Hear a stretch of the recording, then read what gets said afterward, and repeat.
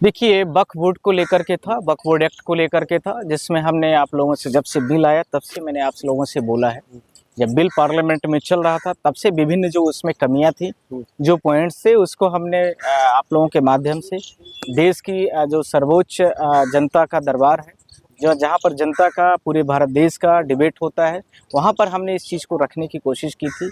और आपके माध्यम से मैंने इस सारी चीज़ों को बोला भी था, मेरे बहुत सारे मीडिया चैनलों के माध्यम से, कि ये सारी चीज़ों को लेकर के प्रेसिडेंट ऑफ इंडिया के पास जो पॉकेट वीटोज़ का पावर होता है, शायद वो इस चीज़ को कंसीडर करें कि इस बिल में विभिन्न प्रकार की ये कमियां हैं, उस कमियों में सुधार करने के लिए, रिकंसिडरेशन करने के लिए, रीड्राफ्ट करने के लिए उस कमेटीज़ को, कंसर्न कमेटीज़ को, जो लीगल टर्म की होती है, जो कि और इसमें यदि आवश्यकता होती है तो जो भारत देश का अटॉर्नी जनरल ऑफ इंडिया होता है, उसके पास भी ये पावर होता है कि उससे भी ये कंसर्न करे।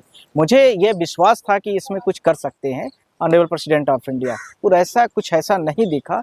हमने आपके माध्यम से बोला था कि विभिन्न पिटिशंस हैं और उन पिटिशनों के माध्यम से हम लोग सुप्रीम कोर्ट में इनकी लीगलिटीज़, इनकी वैलिडिटीज़, इनकी अकाउंटेंसीज़ को चैलेंज करेंगे। और उस चैलेंज के आधार पर सच भी था, और मैंने आपसे कल भी बोला था प्रेस कॉन्फ्रेंस के दौरान पर कि कल मंडे यानी आज के सुबह के लिए हमने बोला था कि पहले हम लोग हियरिंग पर ऑनरेबल्स को इस चीज़ को कंसर्न भी करेंगे। विभिन्न मीडिया चैनलों के माध्यम से मैंने इस चीज़ को बोला था, जो कि आज ऐसा हुआ भी। ऑनरेबल से सारी चीज़ों को सुनने के बाद हमने 10-15 पॉइंटों को रेज किया था। वो पहला पॉइंट ये था कि नमाज अदा करने के, यानी वक्फ बोर्ड्स की जो सारी चीज़ों को लेकर के है, उसमें 5 साल मिनिमम उसकी क्राइटेरिया है कि वो जो नमाज अदा करना चाहिए 5 साल तक। सवाल यह है कि उसकी अकाउंटेंसी कैसे चेक होगी कि 5 साल तक उसने नमाज अदा किया है। पहली बात, क्या उसका कोई रजिस्टर होगा, क्या गवर्नमेंट के पास कोई वैसी चीज़ें होंगी, ये सारी चीज़ों को लेकर के उनके पास कोई जवाब नहीं होगा। दूसरा, इसी के साथ में दूसरा, जो ये बिल आया, बहुत सारे सुप्रीम कोर्ट के एक्ट आया, सुप्रीम कोर्ट के बहुत सारे जजमेंट थे। इसमें स्पष्ट कहा गया कि वक्फ बोर्ड जो है, वक्फ बोर्ड पूरी के तरीके से भारत देश में उसी प्रकार से काम कर रहा है जैसे एक डेमोक्रेटिक चीज़ें काम करती हैं। इसमें हॉस्पिटल बनाना, इसके साथ में स्कूल्स बनाना, नए नवनिर्माण कार्य करना, जो कि देश की जनता से जुड़े हुए होते हैं, तो उसमें भी ये कहीं पर दिखता हुआ नहीं नजर आ रहा, इसलिए भी इस पर रोक लगाई जानी चाहिए। पॉइंट नंबर 3 इसका साथ में था, जो इन्होंने बिल में एक्ट में 2 कमेटीज पहले भारत देश में थी वक्फ को लेकर के, एक सेंट्रल कमेटी थी और एक स्टेट कमेटी थी। सेंट्रल जो कमेटी है, उस सेंट्रल कमेटी में 22 सदस्य पहले थे, इसमें मुस्लिम होते थे। अब इसमें 22 में से ये जो नया नॉमिनेटेड सारे मेंबर्स को रखा है, उनमें से 10 सदस्य मुस्लिम होंगे, बाकी 12 सदस्य नॉन मुस्लिम होंगे। इसी के साथ में स्टेट में भी कर दिया, माइनॉरिटीज़ के रूप में मुस्लिम को कर दिया और उसके साथ में मेजोरिटी के रूप में नॉन मुस्लिम को कर दिया। यह पॉइंट नंबर 4 था। पॉइंट नंबर 5, यह क्या ऐसी आवश्यकता थी सरकार को कि 100% लोगों को नॉमिनेटेड कर दिया, और बाकी जिनकी ये कमेटी है वक्फ बोर्ड मुस्लिमों से संबंधित है, उनको पूरा मिनॉरिटी इसमें ला दिया और इनको नॉमिनेटेड में लग दिया। इसको भी लेकर के इनके पास कोई स्टैंडर्ड पैरामीटर्स नहीं है। इसके साथ में मैंने पॉइंट नंबर 7 की बात करना चाह रहा हूँ।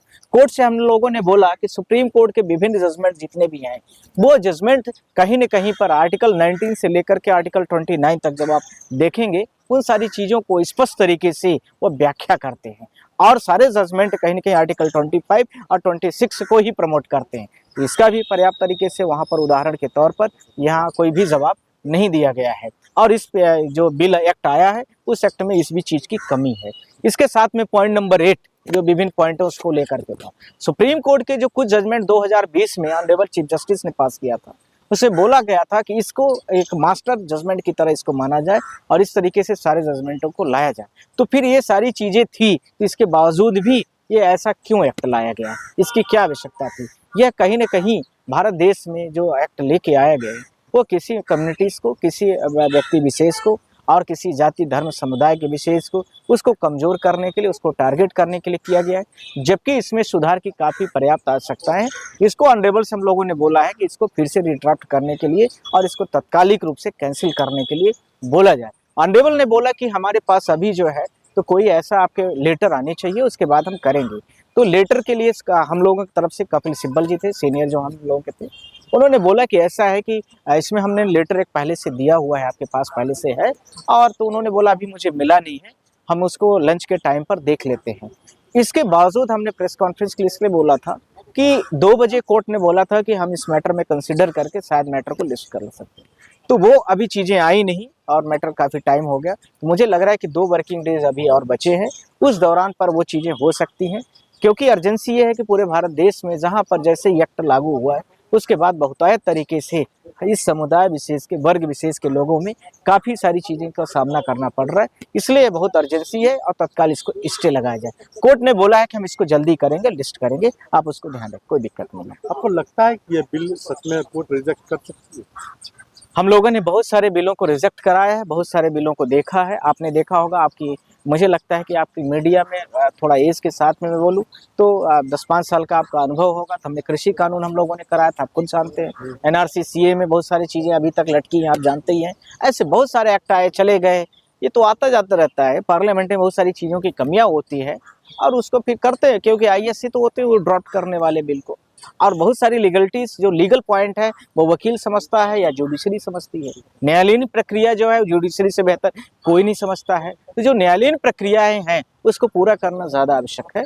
और न्यायालयीन प्रक्रिया न्यायालय से जब होकर समीक्षा होती है तो उसकी पूरी सारी चीज़ों को समझ में और उसकी जो पैठ है, जो उस कानून के संदर्भ में जो संबंधित चीज़ें हैं, वो तब समझ में आती है। नहीं, जैसे संसद में गवर्नमेंट बोलती है, कई सारे संसद में भाषण दिए गए कि ये मुस्लिम पासमानदा मुसलमान या पिछड़े मुसलमान को आगे लाने की हम कोशिश कर रहे हैं इस बिल के जरिए। तो आपको मैंने कहाँ मना किया है कि ये बिल में गड़बड़ किया है? आप खुद बताइए कि जहाँ 22 सदस्यीय कमेटी थी, जब मुस्लिमों को आपको आगे ही करना था, तो आप 22 में से 12 क्यों नॉन मुस्लिम को कर दिया कमेटी में? आप खुद बताइए, आप पढ़े लिखे व्यक्ति हैं। 10 लोग जो मुस्लिम हैं वो मुस्लिमों को 10 क्यों रखने के लिए रखा गया? आप बताइए। यदि आपके मन में ये है कि मुस्लिमों को ही आगे बढ़ाना है तो 12 सदस्य आप कर सकते थे ना, पहली बात। दूसरी बात, स्टेट लेवल में भी जो लोग हैं, स्टेट में भी आपने ऐसे ही बना दिया है। तो ये सारी चीज़ों को करने का क्या मतलब है? दूसरा, आपको इतना ही मन है तो परमानेंट सदस्य नहीं होंगे, नॉमिनेटेड सदस्य सारे होंगे। नॉमिनेटेड कौन करेगा? उसे गवर्नमेंट करेगी। तो फिर जब आपके मन में ये है सारी चीज़ें, तो इसका जवाब भी तो आपको देना चाहिए ना। ये चीज़ें स्पष्ट नहीं है, ये चैलेंजिंग पॉइंट था कि इसमें तो कोई नॉन मुस्लिम नहीं होगा। किसमें लिख के कुछ दे दे, उसके बाद आप किसी चीज़ को माना करें। ऐसे हमने बहुत सारी चीज़ें देखिए, कोर्ट जो होती है और जो कोर्ट की प्रोसीडिंग होती है हमेशा रिटन फॉर्मेट में होती है। वो लिख के दे दें कि हम इसमें कभी कोई अमेंडमेंट नहीं कर रहे हैं, इसमें 12 लोगों का हम मुस्लिम को करे दे रहे हैं, इसमें जो है, और बाकी सारी चीज़ों पर जो जो हम लोगों की डिमांड है उसमें सारी चीज़ों को कर रहे हैं, फिर हम उस रेक्टिफाइड करेंगे सारी चीज़ों को। वक्फ बोर्ड पे तो कुछ ही लोगों का कब्जा था, जैसे आपने देखा होगा अमानतुल्लाह खान इसी केस के अंदर गया था। किसमें? वक्फ बोर्ड के हेराफेरी। आपको कितना उस केस के बारे में नॉलेज है? कुछ नॉलेज है कि आपने बोल दिया किसी के बारे में, सुन के सोशल मीडिया में ऐसे बोल देते हैं? आपको पता नहीं है नॉलेज। देखिए, किसी चीज़ के बारे में बोलने से ज़्यादा ज़रूरी है, आवश्यकता ये है कि डेप्थ में जानने की ज़रूरत है। उस केस के बारे में, एक विशेष केस की बात नहीं कर रहा हूँ, बहुत सारे लोग होते हैं और किसी भी, कई बार पॉलिटिकल चीज़ें कहती है ना कि कुछ लोगों का कब्जा था। गवर्नमेंट तो बोलेगी ही, गवर्नमेंट को सत्ता में बने रहना है तो कुछ न कुछ बोलेगी। और फिर बहुत सारे न्यूज़ चैनल वाले होंगे जिसको इसको बताना भी तो है कि गवर्नमेंट ये बोल रही है, ऐसी चीज़ें कर रही है। कितनी वक्फ बोर्ड की ज़मीनें हैं, आप खुद बताइए ना। आपको आइडिया है इस चीज़ का? बहुत सारे गरीब लोग रह रहे हैं, बहुत मजदूर लोग रह रहे हैं, बहुत लेबर क्लास के लोग रह रहे हैं, उनको भी तो सोचने की ज़रूरत है। ऐसा कहाँ है कि मतलब कहीं विशेष पर पूरी एरिया ही किसी व्यक्ति विशेष के पास है। ये दिल्ली में मैंने मान लिया कि दिल्ली हमारा शहर है, दिल्ली में आप बताइए कि एक पूरा ऑर्गेनाइजेशन किसी व्यक्ति विशेष के माध्यम पर है या पास में है? ऐसा नहीं है। ये तो सिर्फ जो राजनीति से लोग जुड़े होते हैं, किसी को डिफेम करना है, पर उनका एक अलग मुद्दा है, उससे हमारा कोई लेना देना नहीं।